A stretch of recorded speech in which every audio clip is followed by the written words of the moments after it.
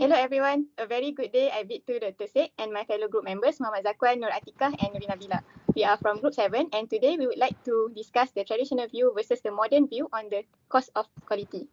So based on the arguments in the question, what we can understand is the traditional view tends not to pursue zero defects or perfect quality considering the cost. However, the modern view somehow came up with a way to still achieve zero defects but with minimum cost, which is improving the production process. Therefore, if you were to ask me, I would agree with the modern view since the main concern of the traditional view is clearly considered and can be solved by the modern view. And to support this view, I would like to point out the reasons from the right the first time perspective. Based on the graph of the modern view, as you move from the 0% conformance to the 100% conformance, the prevention and appraisal costs increase linearly. Meanwhile, the failure cost begins to decrease sharply. Then the total cost of quality, which is a sum of these two other curves, also decreases sharply. So in a way or another, the total cost of quality is basically equal to the cost of prevention and appraisal, right? This aligns with the concept of the right the first time, whereby performing a task right the first time might require investment in the cost of prevention and appraisal, but it gives benefit in terms of the internal and the external failure cost. Therefore, my point is, since all our processes already produce the correct result the first time, then the failure cost could possibly be set aside. Of course, provided that this concept of right the first time is strictly obeyed. This is why the traditional view is no longer relevant in my opinion. So what do you think, Atikah? I couldn't agree more with you, Adlina. In my opinion, when the zero defect achieved, the product came out with the affordable price for the modern view. The customer managed to get the product with the highest quality without spending too much as the quality cost is still optimal. Compared to the traditional view, to achieve a product with a zero defect, a higher price needs to be paid as the quality cost is much greater. Hence, only people with high income are capable of spending that much on certain product. Next, less time are needed to spend on the after effect of the product. When a product does not achieve zero defect, it may cost more time spent on the failure cost. Moreover, when the damaged product is already received by the customer, not only more cost needed to entertain the customer, there may be higher hidden costs when the customer influence their surrounding to not buy the product. In other words, it may cause the brand or the shop to lose potential customer. Yep. Thank you, Atikah. It's nice that we are agreeing on the same view. Nevertheless, we have to remember that the choice between these views also depends on various factors such as the industry, market dynamics, and the specific goals and priorities of the organization. Some industries, such as aerospace or medical devices, may require a higher emphasis on achieving zero defects due to safety or regulatory. In other industries, it focuses on a balanced approach to cost and quality may be more appropriate. True. Ultimately, organizations need to be carefully evaluate their specific circumstances and make informed decisions based on their industry, customer expectations, competitive landscape, and long-term strategic goals. Now that we have chosen the modern view, what do you think the appropriate allocation of types of cost of quality to increase the cost efficiency, Zakwan?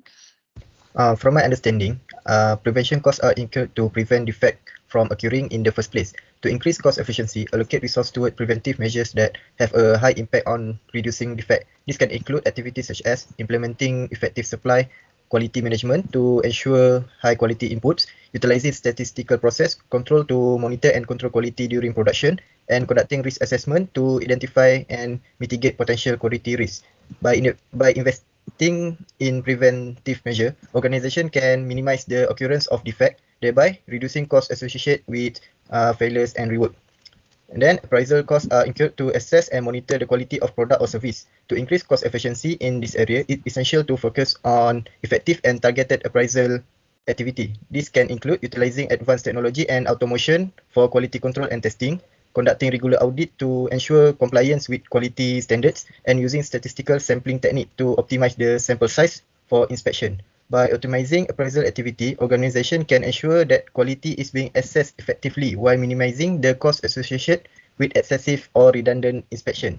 So yeah, those are my opinions regarding the prevention and appraisal costs. Do you guys agree? Then I would like to listen to Nuryn's view about the internal and external failure costs. I think I agree with you, Zakwan. The prevention and appraisal costs should be optimized that we can minimize the failure occurrence with respect to internal failure costs.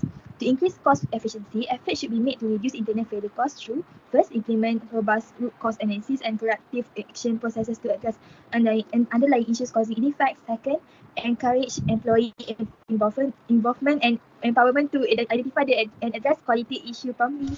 And lastly, establish effective feedback loop between production teams and quality assurance to identify and resolve issue in real time. By focusing on reducing internal failure costs, organization can save resources that would otherwise be spent on rework, scrap, or product recall.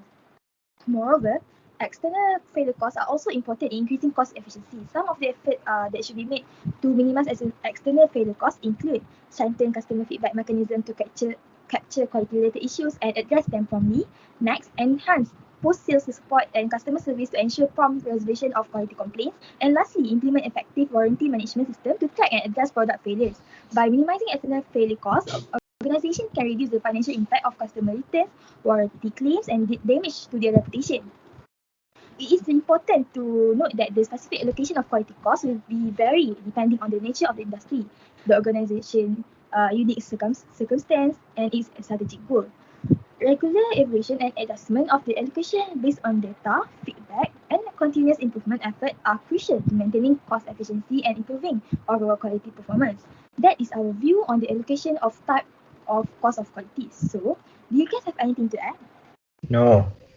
Alright, since there is no more additional opinion, I think we have all agreed and come to an conclusion that the modern view on the cost of quality is our preference. With that, we would like to end this discussion and thank you for watching.